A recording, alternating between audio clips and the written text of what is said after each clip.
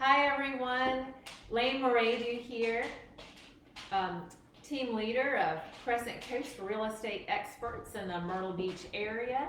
I'm so glad you are joining us again tonight. This is our monthly show where we talk about real estate and cook up some of our favorite dishes. So we just do it once a month just as a service to our friends and family and would-be friends. It's a good way to introduce the area and for you guys to get to know us well. So tonight, what's on the menu is just a supper made with simple farm stand ingredients. And for us tonight, that is fresh shrimp, just fresh off the boat, because after all, we are in the coastal South. Corn on the cob and watermelon. Tonight's real estate topic is the Intra-Coastal Waterway.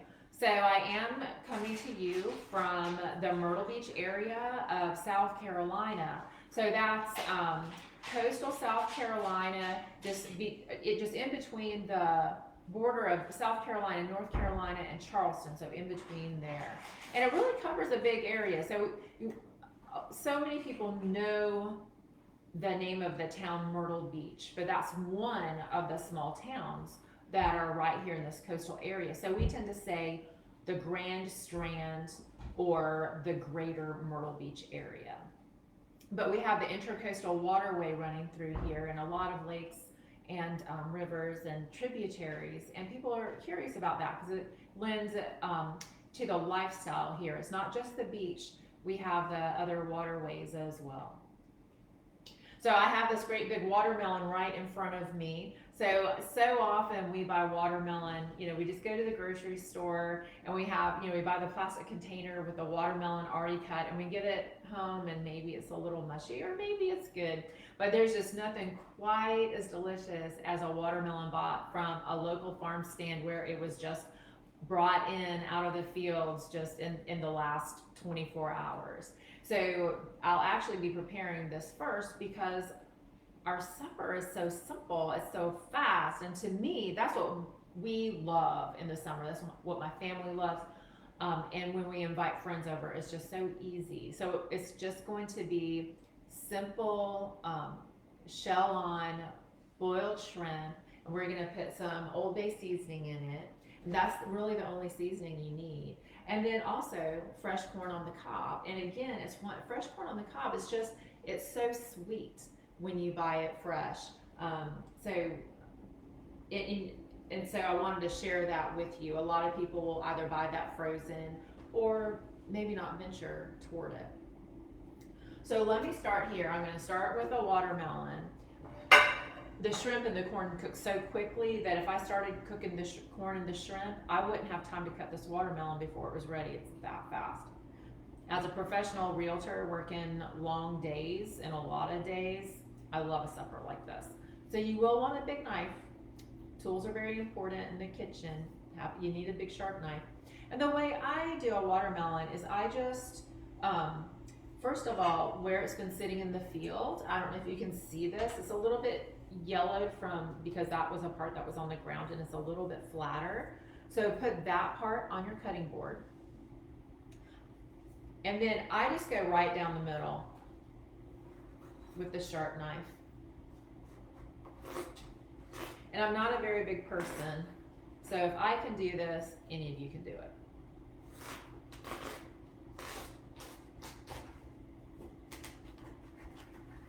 And what I'll do is I'll just set half of this aside. It's like for my family, it's just me and my husband most of the time.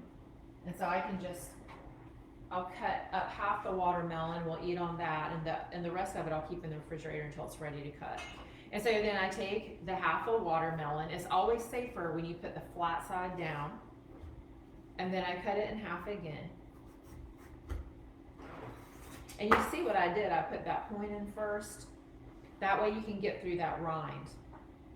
And once you're through that rind, it's easy. You just rotate the knife and it just cuts right up. Then I really enjoy having this cut in triangles. It's just easier to eat that way. So I'll cut it in half once again. Oh, look what I did. I didn't put the flat side down. I want you to put the flat side down, it's safer. So I put a flat side down. And here we go. And now, watch this. And actually, this is not too much watermelon. In the South, we'll eat a great big piece of watermelon. It was funny, I've lived in different regions of the United States, but I was born and raised here in the South. I'm a Southern girl. And we would eat a quarter of a watermelon at a time. Maybe because it's, watermelons are so easy to come by here. Everybody had a friend somewhere that was just growing them, and so you rarely even had to buy one at a grocery store. Although if you come here, there are plenty in a grocery store. So see, I just like to cut it in slices, and then the wedges are so nice to eat. You just pick it up with your hand and bite it. Kids love it, but it's fun for grown-ups too, and it just keeps life easier.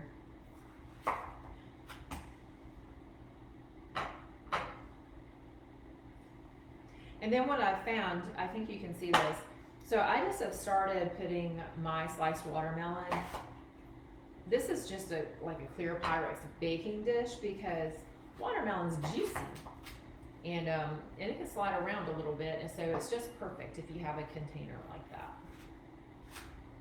It keeps the juice in and keeps your watermelon nice and neat for serving.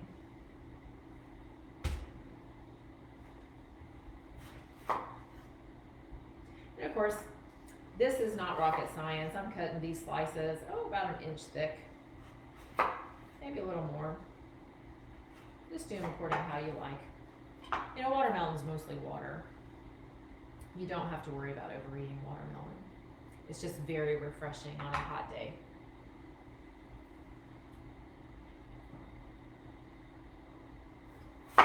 Now, I have done this before, but I thought the results were mediocre.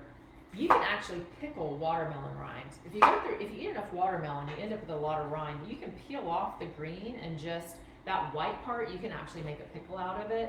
And I grew up with them, eating the watermelon pickles at the table, at the dinner table at my Southern grandmother's house. It's kind of an old school thing to do. So now we have it so easy, and we have a nice big tray of watermelon. These little funny pieces, those are for the cook to munch on later.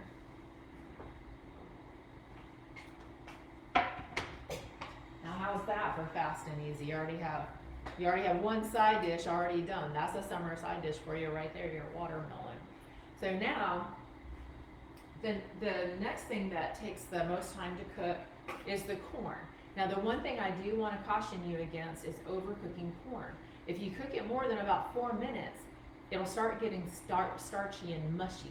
And that's actually what I find frozen corn to be like. If I buy frozen corn on the cob and cook it, that's from having been frozen, it's kind of mealy and kind of gummy. But fresh corn is crisp. It's crisp on the outside and then really juicy and tender and sweet. And I've gone ahead and shucked 3 ears of the corn. You'll want to buy it still in the shuck because it'll be fresher that way. And then you want to look at the little silk tassel. If it's real dried out, well, then it's been picked too long. So make sure the tassel is still soft. And I wanted to peel this in front, or shuck this in front of you, because I do have friends that have never shucked corn. And maybe you're a little intimidated if you've never seen it. But you just start at the top and you can peel it apart. And the stringy stuff, we just call that corn silk. But you just pull it apart like this. You just pull it right off. It's a fun thing. If you have any kids around, they like to do this. They think it's fun. You can just sit down. You sit outside in your rocking chair on your porch, and you just have your paper bag beside you, and you just shuck your corn. So I pull it back, and then just break off that stem, just like that. Some people get worried they can't get all the silk off. I find it easy to get silk off. Use your hands. Every now and then you'll see a funny gadget. That's just not necessary. If you just start at the top and use your fingers like this and just kind of work it off. And if a little bit of silk is left on it, you might be able to see it, but you can't feel it because it really is really silky. And so by the time you cook it, well, you probably, even if it weren't cooked, it's super soft. And once you cook it, you can't even detect it's there if you have a little bit in one of your bites. So don't be worried about that. The payoff for fresh corn is so worth it. It's so worth buying it and shucking it and then just rubbing that little bit of corn silk off. So I have a big pot of boiling water here. It was boiling anyway, so I'm going to put it back on high. So I'll let that go back to the boil. And then I also have a pot of boiling water here for my shrimp. And I'll bring that back to the boil. So for the shrimp, you can find this all along the East Coast. It's Old Bay seasoning. It's probably ubiquitous everywhere in the country now. But just about a tablespoon in a pot of boiling water. It's not rocket science. Do it according to your taste. My family likes a little milder Old Bay seasoning, so yeah, maybe put a top full in a big pot of boiling water, about like that. And then that's the flavor for the shrimp. And the shrimp cooks so fast.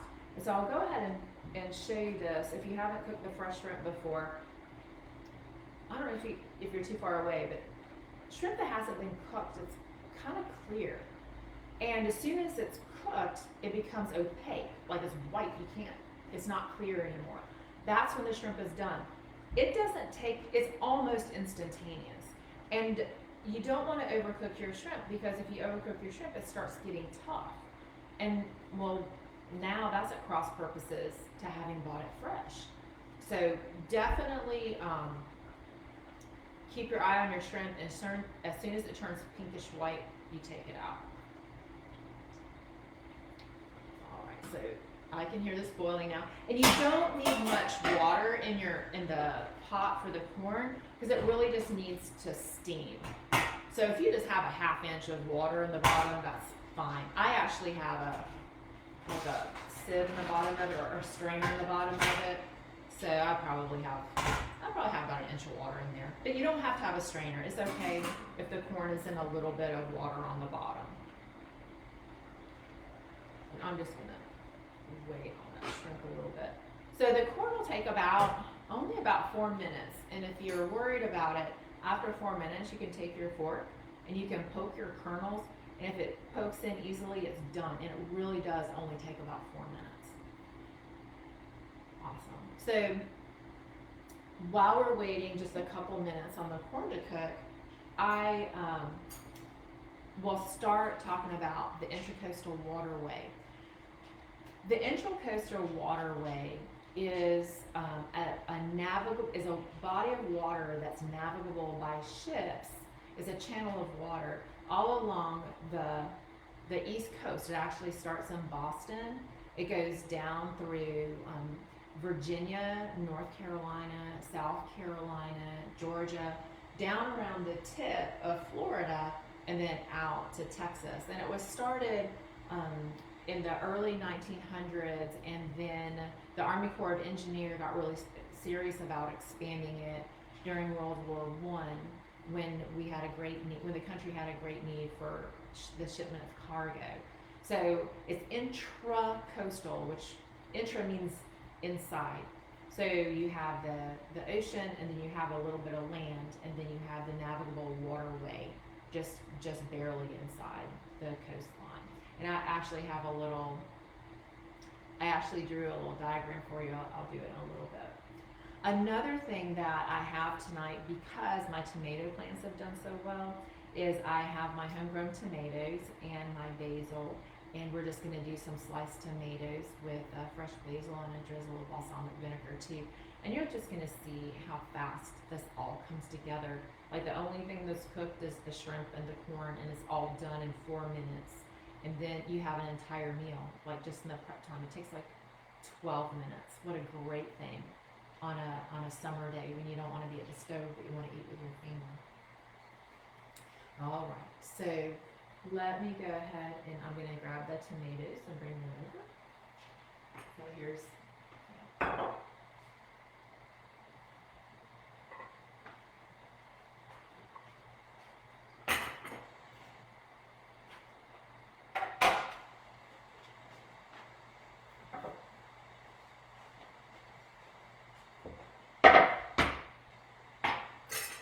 a tomato knife is a wonderful thing. It's got a little serrated edge. This seems like a lot of specialized equipment, but it's really not. A big knife and a tomato knife and a paring knife, you got it covered. So, yes, I was really happy the way my tomatoes have turned out. So we just get to enjoy that. I just planted 2 tomato plants in pots in the backyard. Sprinkle a little fertilizer on them, keep them watered, and as you can see behind me on my windowsill, we are very much enjoying the ripe tomatoes. And as everybody knows, there's nothing better than a tomato off the vine versus one of those grocery store ones. Summer's the time.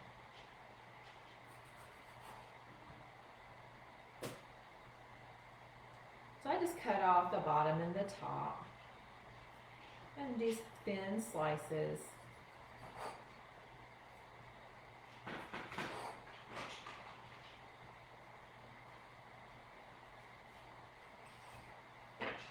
I'll just spread them on my tray.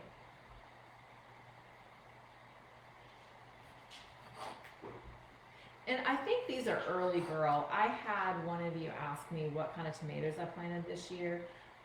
I prefer like a more medium tomato than a great big one. I find them easier to manage, easier to put on sandwiches. So it's just a medium-sized tomato. As you can see, they're not huge.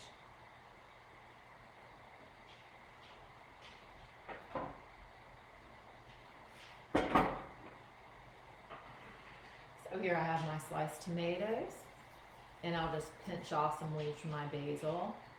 Oh my goodness, here in South Carolina, you buy that little basil plant. You know how they sell the little pots of herbs and even actually tomato plants right outside the grocery store on the rack? I just get a little basil plant and I plant it in one of my pots out back, and it just grows like gangbusters. And here's this beautiful bouquet of basil. I have 20 times that much from that one single basil plant. So I like the economy of it. I love how it smells. I love having enough to share with friends. I love having enough to make my own pesto. Just put it in the blender with some olive oil, garlic, and pine nuts. Love it. And we like it really simple. I know that some people do the fresh mozzarella, but my husband doesn't like that. So we just do the tomatoes, the basil. This is salt. A little sprinkle of salt. And nothing fancy. This is just a balsamic. I think we got it at Costco. Just do a drizzle of balsamic over your tomatoes. And there it is. 2 side dishes down. I think we've only been doing this. We've only been cooking for 7 minutes right now. The corn is almost done. Now I'm gonna put the shrimp in, and be careful when you put your shrimp in, just that you don't splash yourself. All right, so I just put the shrimp in, and I'm gonna watch it. It will be done so quickly.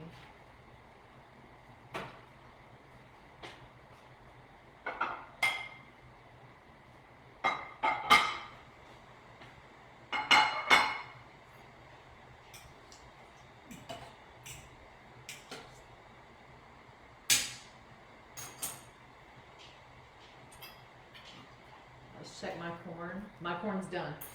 Completely done. And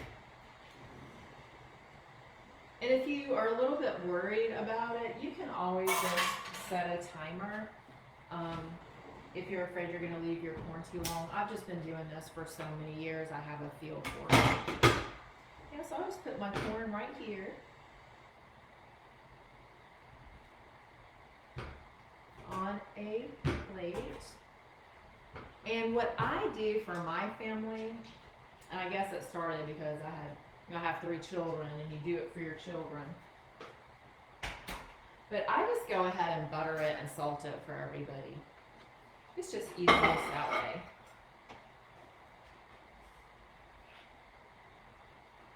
Put the butter on first so the salt clings.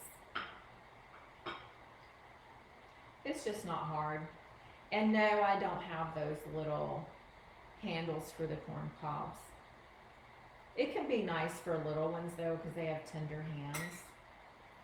But this in about 2 minutes, by the time it makes it to the table, it's cool enough for people to pick up. I just like to keep things really simple and streamlined.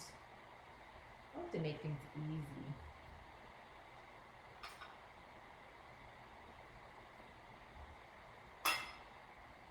So just spreading on that butter, it just melts, kind of goes down the side.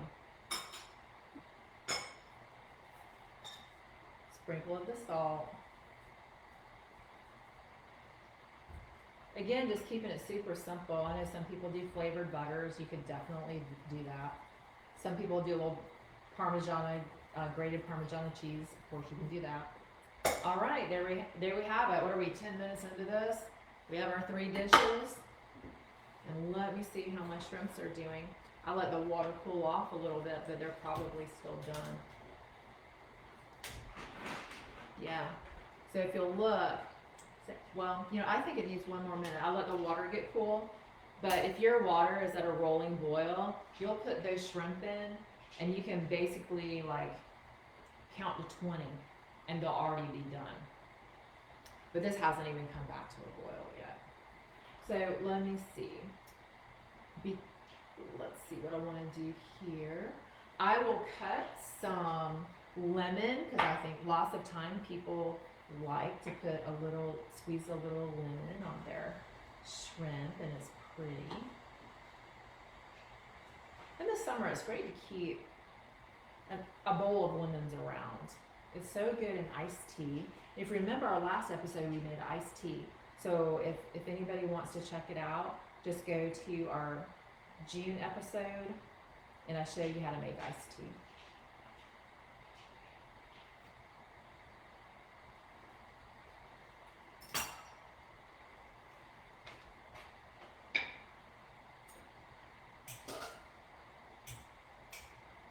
Now, I did get some other things from the farm stand today, but our show would have gotten too long. But I got the summer squash, and I got our butter beans. Oh my gosh, I don't know if any of you have ever had butter beans that you have bought from the farm stand. If you're local, yes, you have. If you're born and bred Southern, yes, you have. But there are a lot of you out there. Most of you have never had that, but they're just so tender and so flavorful. It's almost like a different vegetable than the ones you buy frozen. It's just, everything's better when you cook it from scratch. That's, from fresh, it just is. Well, so now our shrimp is done, and I have a little colander pot for this too. So I keep a small colander, as you've seen. I have a big colander pot and a small colander pot. It's very useful. Those are good tools to have in your kitchen. I use them all the time. I use each of them at least once a week, because whether it's pasta or shrimp or corn or whatever, you need it. So I'll drain them here. Oh, making a little bit of a mess there. And let's see, what can you see? You can see it a little bit. And voila.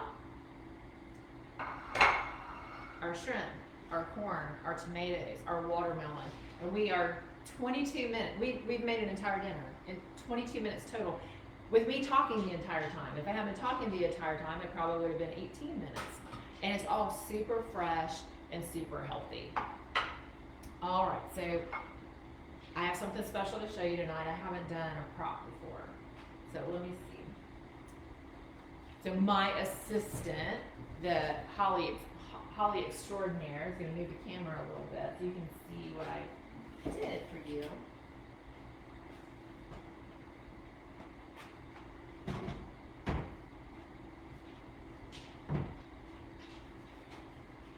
Oh, we can see that pretty well.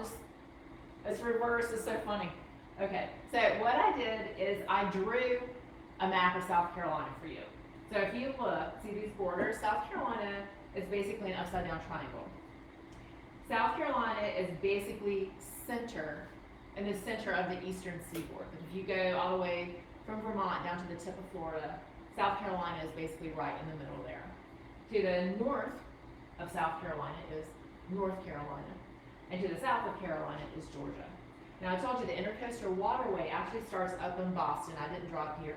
I just drew what's relevant for us, the Grand Strand, the greater Myrtle Beach area, like I mentioned before.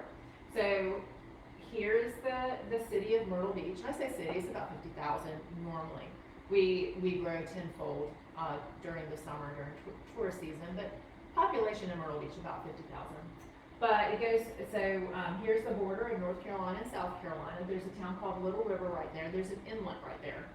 And then you have Georgetown.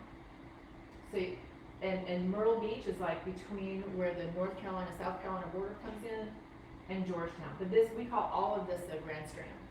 So what the Army Corps of Engineers did with the Intra-Coastal Waterway, because like I said, I get this question kind of a lot. You know, hey Lane, I think it would be neat to live on Intra-Coastal Waterway and have a dock, but what about a river, you know, or vice versa, or, you know, what's the difference between the ocean and the Intra-Coastal Waterway, like where's the beach?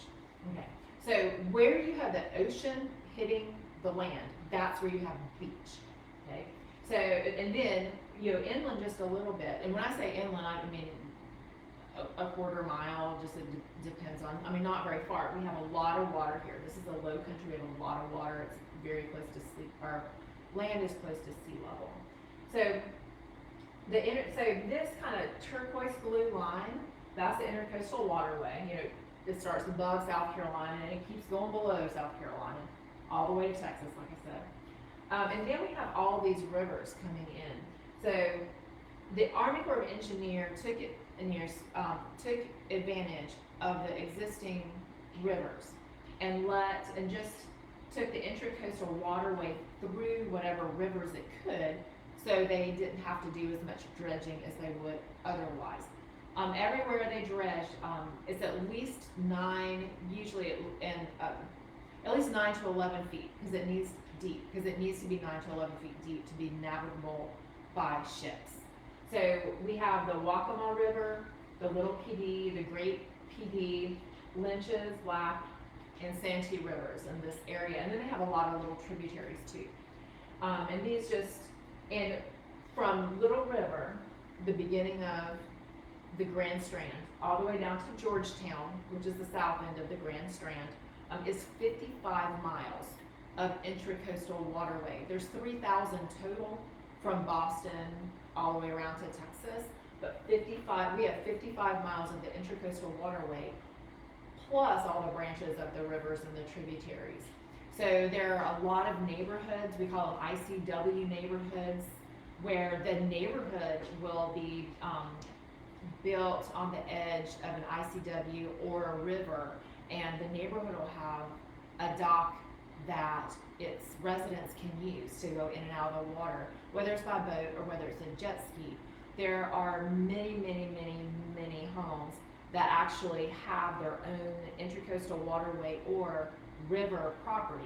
Now they cost a little bit more, right, as waterfront property, but there are many homes that have their own docks onto the Intra-Coastal Waterway or the river.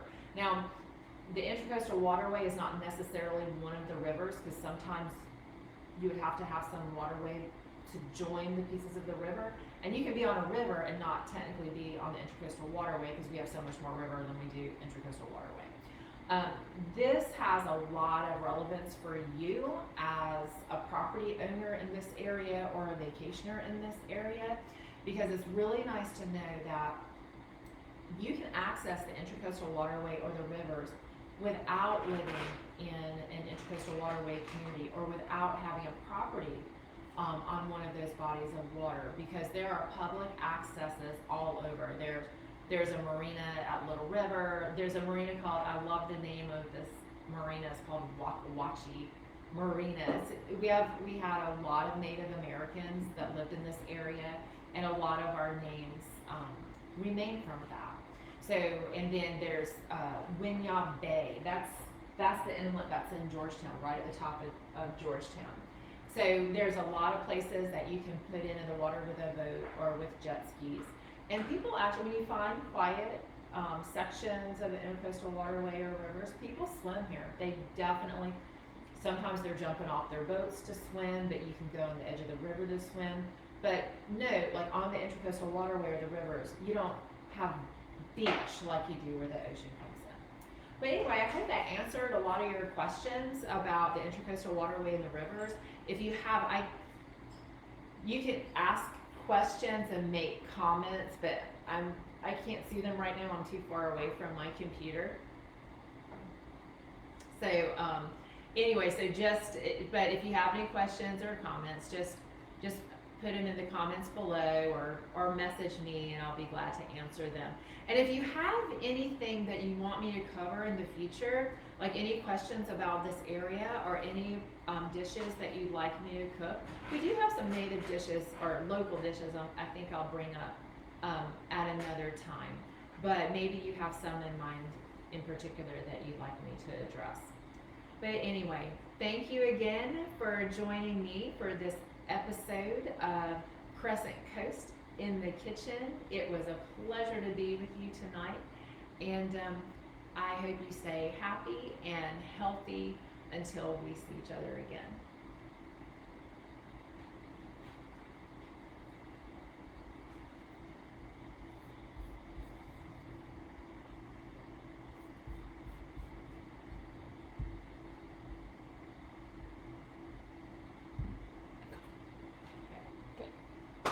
What was it you were saying then? Oh, there was nothing on there. I was trying to tell you there was no comments or anything. Yeah. So nothing came through. Okay. Yeah, I had it going live so I could see how you were, and so actually. No, I knew if there were questions or comments, you would tell me, so you don't have to tell me there aren't any. Okay. Because I don't necessarily. I know you get distracted. Yeah, I get distracted. It's like what? And also, I don't want them to necessarily know there aren't any questions or comments. Yeah. Well, we have a nice dinner. Honey, shall we clear the table? No. I forgot to say anything about the cocktail sauce, Cocktails. but that's okay. So nobody will know that you bought it. Yeah. Oh, you Somebody can will be smell like, the "How do you basil. do You can smell the basil over there. It's just Yeah. It is so Yeah. pungent. Oh. You got unleashed. Unleash the beast. Somehow we always forget to put her up. I think it's because she's quiet until we get started, and then she goes bananas.